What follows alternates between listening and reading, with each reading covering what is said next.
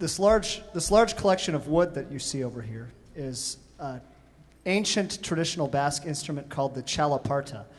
And it's kind of a distant relative to the African marimba. And like many folk or indigenous instruments, it was created by people, obviously, but created with the supplies that were around them. And so this one, for instance, was created by finding some sawhorses in a garage and adapting them and walking around Boise and tapping on wood and finding wood that sounded good and creating this instrument.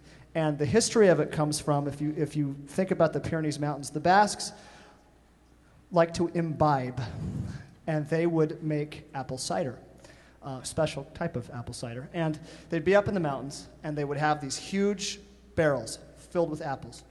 And there would be three gentlemen with these kind of big hammers that look like broomsticks, and they would mash down these apples, and they'd sink, and they'd sink, and they'd sink. And then when the wood hammer hit the wood bottom part of the barrel, they would start creating these grooves. They'd start creating this music. And people down in the valley would hear this, and they would go, oh man, it's almost time for the apple cider.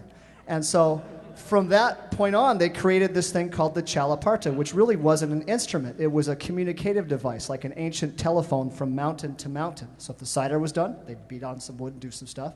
Or if they were going to, they would make paint, they would make whitewash. If the whitewash was done, they would play a certain groove, and it would tell the people what was coming next.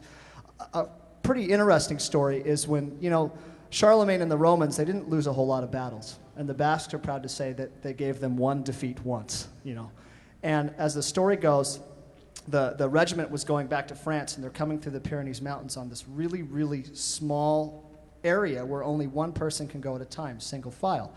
And as the Romans say it, right before the attack, they heard all these crazy wood sounds coming from all over the place that were intriguing yet scary at the same time. And right as they heard that, this attack happened. And the Basques were coordinating that attack with the Txalaparta.